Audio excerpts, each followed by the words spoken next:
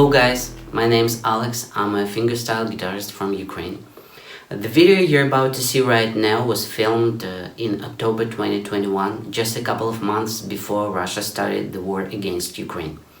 This war had a big impact on musicians in the whole country, but it didn't stop us from creating new music and sharing it with the world. You know, we don't want to be just the guys that the whole world is feeling sorry for. We want to be the ones who inspire other people in our fight for freedom. And as you know, freedom is crucial for creation, innovation, and inspiration. This is why I insisted on releasing this video now, because no evil in the world can stop free people from doing what they want. Hi Alex, great to chat to you. Thank you very much for joining us. We've just been watching some of your playing there. It sounds fantastic, and I should probably say that my first introduction to you was being sent a video and thinking, oh, this guy sounds great playing acoustic guitar along with some backing tracks. And then I went to another video, and then it became apparent to me that actually you weren't playing along with backing tracks at all.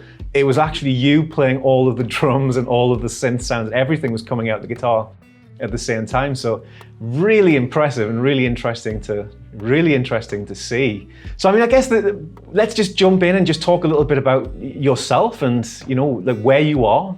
I believe you were born in Moldova. Yes. And currently living in Kyiv.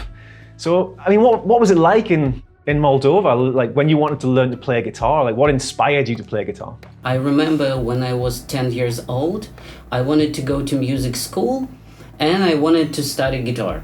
Unfortunately, there was no guitar teacher in my music school, so I had to pick another instrument and I picked up accordion.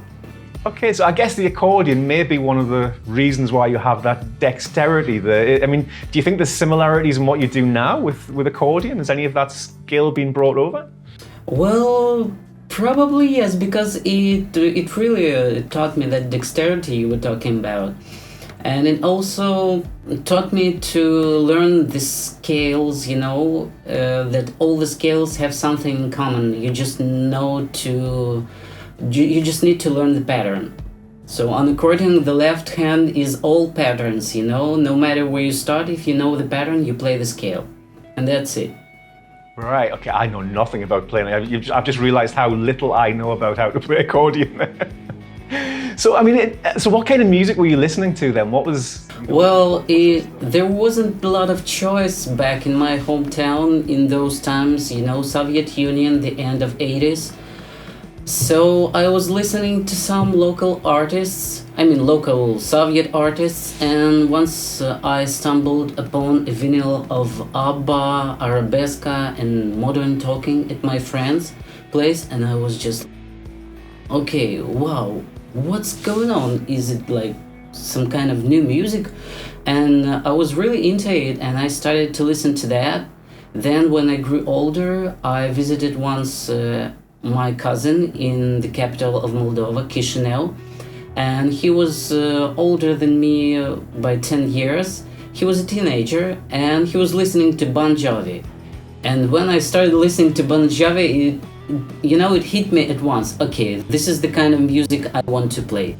So when you first heard the Bon Jovi songs, did you have a guitar at that point, or did it instigate the guitar purchase? No, at that time I didn't have a guitar yet. The first guitar I got, I was about 13 years old. I just started to learn a guitar, and my father found some old electric guitar at his work. It was somewhere in a warehouse, all rusty and stuff, and he just brought it home, said, you can use it if you want to. And there were just 5 strings there. There was no first string, I don't remember quite. And I couldn't buy strings for electric guitar in my hometown, just for acoustic guitar for some reason. And I found a wire from motorcycle clutch, Yeah. There are wires when you switch gears, you need to press this, and there are some wires there. It fit a little bit, but it was thicker than the string itself. The string should be. But anyway, somehow I managed to put it there. And it was a big pain. And did you manage to get it? It hurt a lot. Did you manage to get it tuned up without snapping the neck of the guitar? No, you couldn't. You couldn't do with that guitar. That guitar was like a brick or even two. It was so heavy. It was like impossible to break, even if you wanted to. I even managed to plug it into my vinyl system because I found there was an output jack. It wasn't jack actually, it was a 5-pin output. And I just plugged it in and I cranked up the volume, and that was my first distortion. Nice.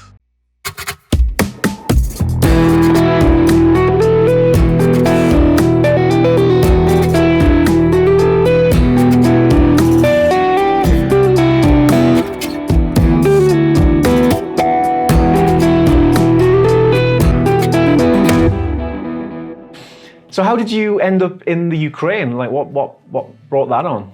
I wanted to study foreign languages. That's how I ended up being an exchange student in Chernivtsi. This is the city in the western part of Ukraine.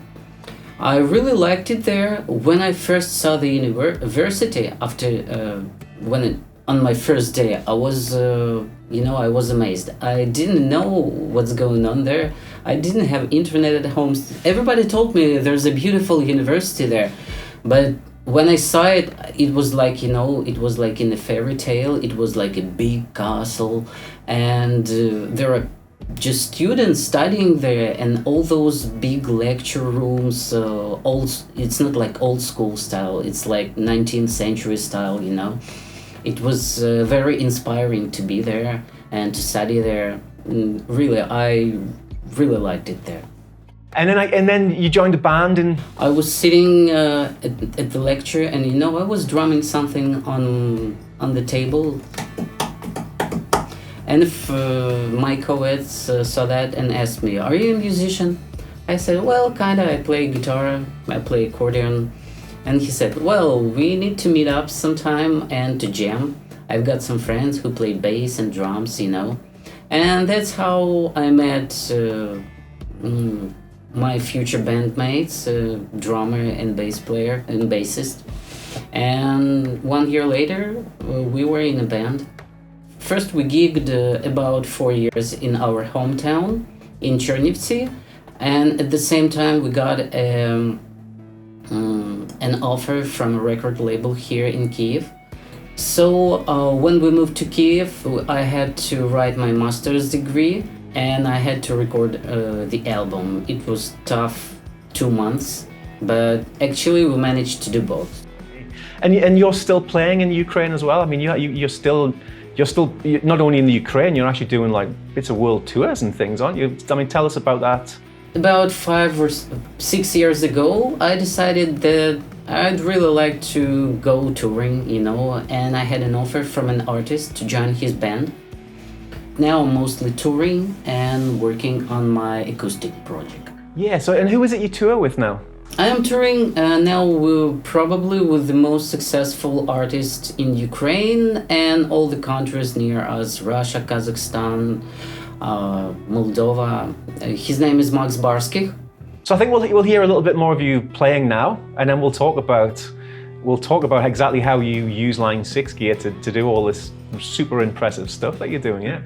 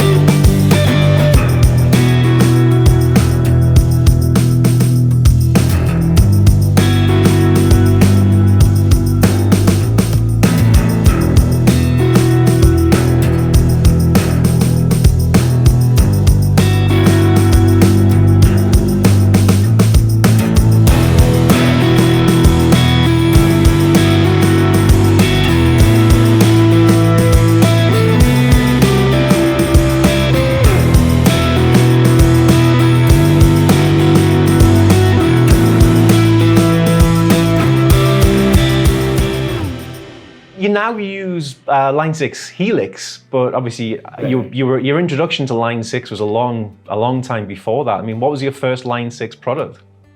My first Line 6 product was Pod XT Live. So I used it for a couple of years until the Pod HD 500 appeared. So then I got Pod HD, and I liked the looping at the Pod.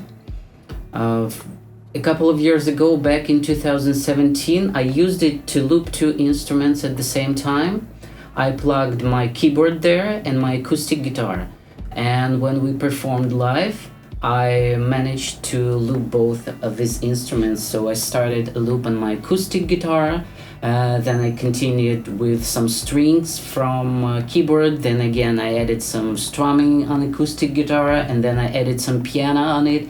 You know, it was really fun. Yeah, nice. I really liked it. It was easy. That's high pressure though. That's high pressure doing all of that stuff in front of an audience. Yeah.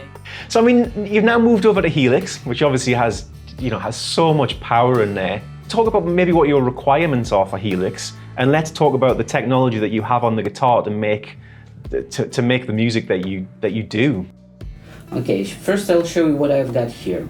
The guitar stuff. I've got two guitar pickups, the magnetic pickup, and there's a small internal microphone to pick up all the percussion sounds. They are both soldered to this output, stereo output. Yeah. And also I've got 4 drum triggers also inside the body of the guitar. So here I've got my kick. Here I've got my snare, and I've got 2 additional pickups. Mostly I use them with no samples, just in order to prevent cross-talking between these two. So for example, when I'm playing some percussion here, I don't want it to trigger the snare or the kick. So when I play something like this,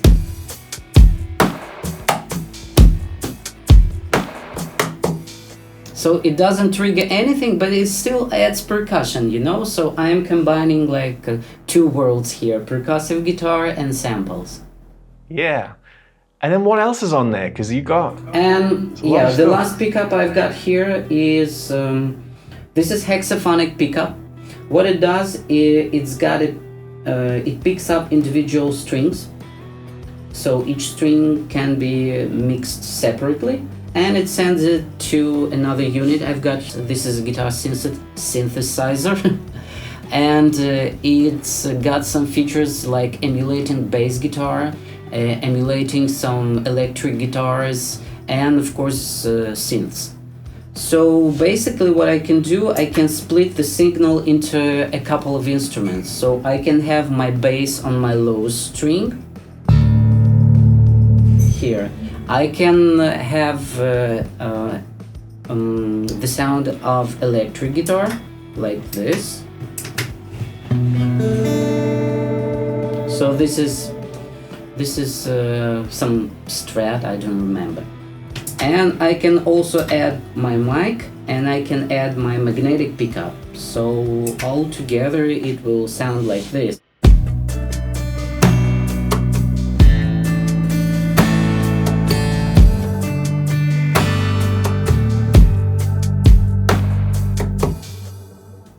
So I can have my little band here going on, you know. It just sounds great, which is the most important thing, isn't it? It really works, you know. And so let's just talk about the samples that you have there. So you have your kick drum sound, but you also have hi-hats or some ride cymbal. You've got something to keep the time and keep things moving a little bit. Yeah, I've got some loops, short loops. Usually it's half bar loops. Like for example here I've got some 16th shakers and some heads which play 8 notes. So together, and they are all triggered from the same thing here. You see, this is half of the bar. So another half is played here. there's another trick. You can treat these samples also not like in the measure of 6 by 8. You can treat it like 4 by 4. So you change the groove here. So you have Ableton sessions running there, you have the Helix running there, you have synths running there. So it's quite a. Actually, in Ableton, just my drums. Of course, I'm recording my guitar there, but I have no plugins for my guitar in Ableton. I use all the plugins from Helix. Actually, I don't use a lot of post production because I want to use it live as much as possible, so I won't be dependent on some plugins with reverbs and delays and all that stuff. I want to use it here and to have computer as less as possible. And so each one of those sounds is running through a different path. So, could you just explain how you use the paths on Helix for those different things? Okay, on each preset, I've got 4 separate paths for each instrument. These are: the first one is magnetic pickup from my acoustic guitar. The second one is emulated electric guitar. The third one is internal mic, which is inside my guitar. And the fourth is bass. My usual path starts with a gain block in order to mute some paths when I don't need them.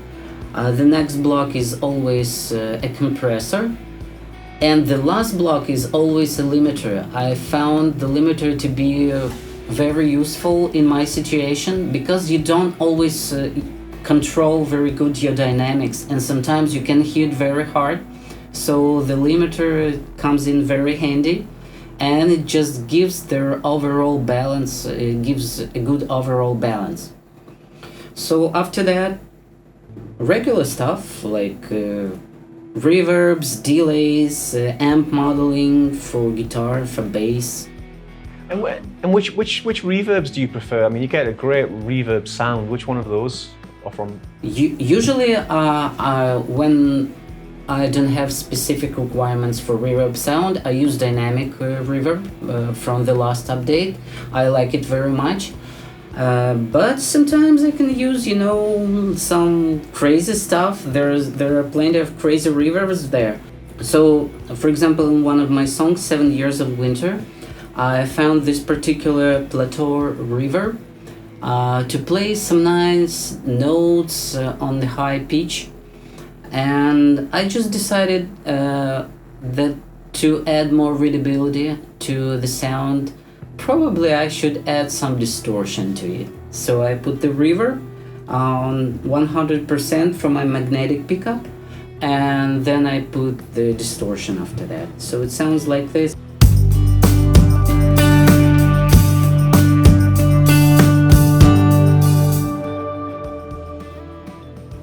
Can you hear that metallic tone in the end? Yeah, so if I just saw it, it sounds like this.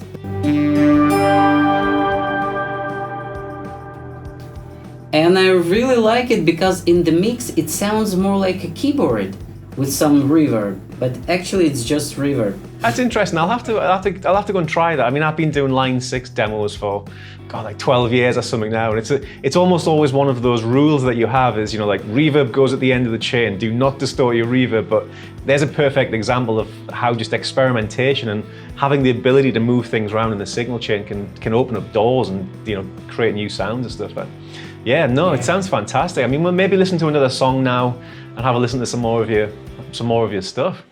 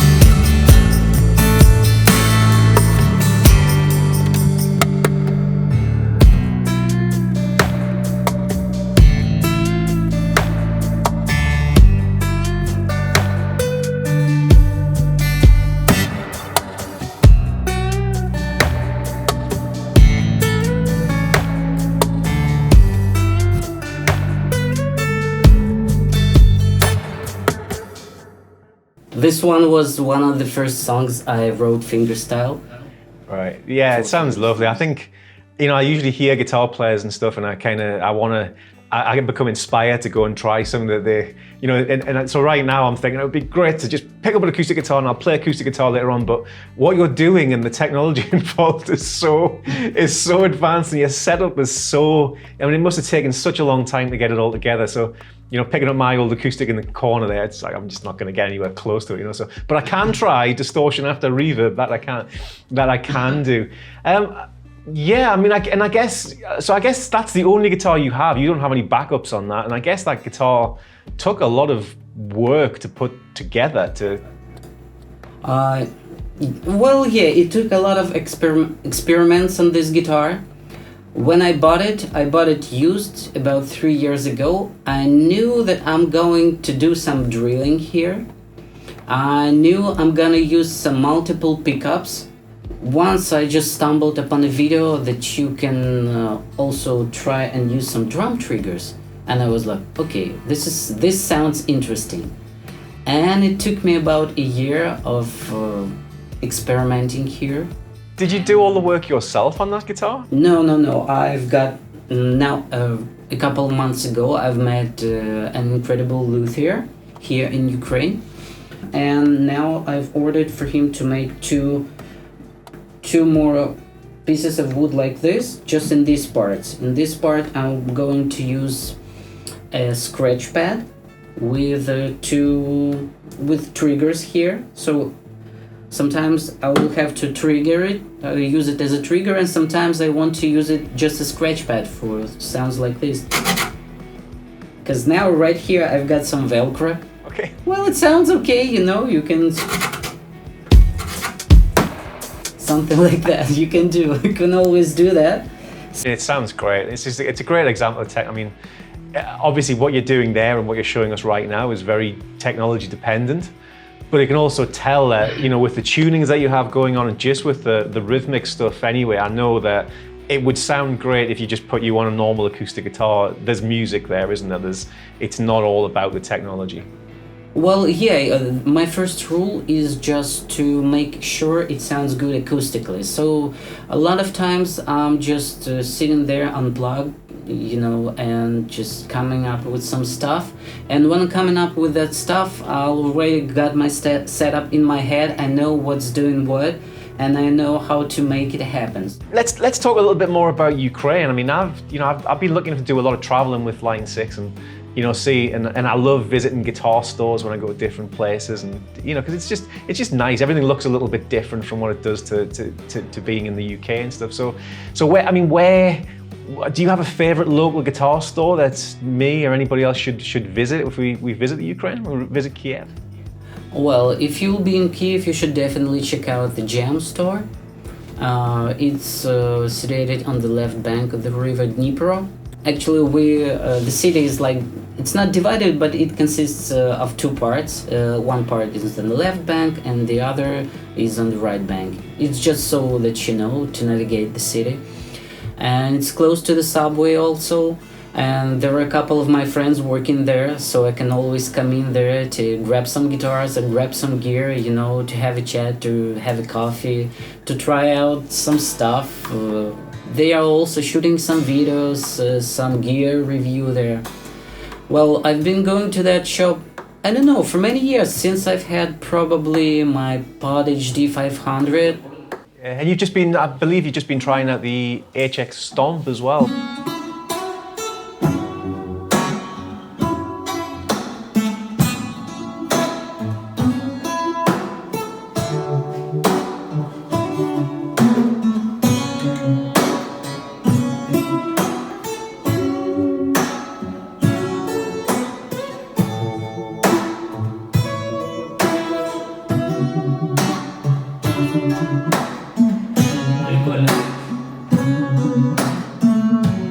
I'm primarily, I guess, a lot of influences in that, but primarily a rock player playing in rock bands. Again, if I was going to visit Kyiv, where would be a good place to play?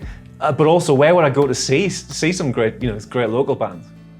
Well, first of all, you should check Docker Pub.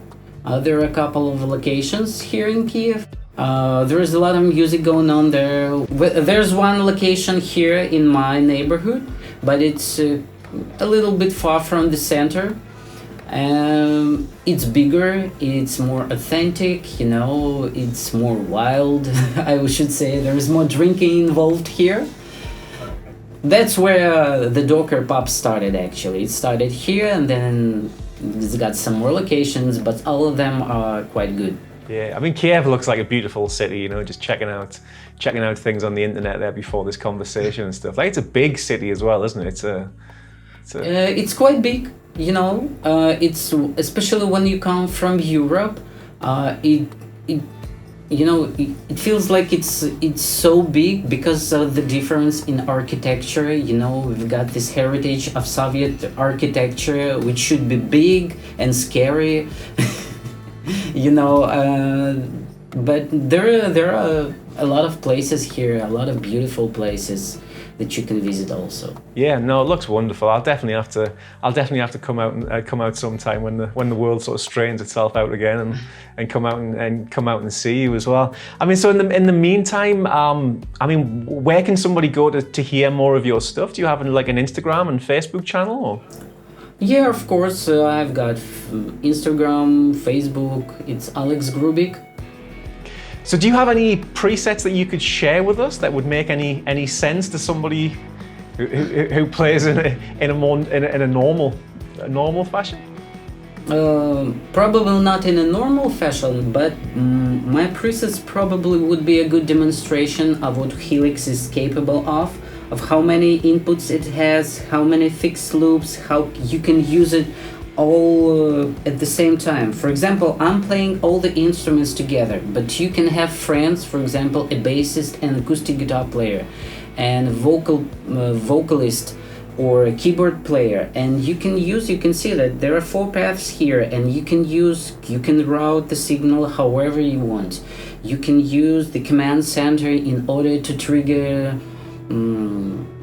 some changes on other gear. For example, like I do here, I'm not touching the Boss synthesizer at all.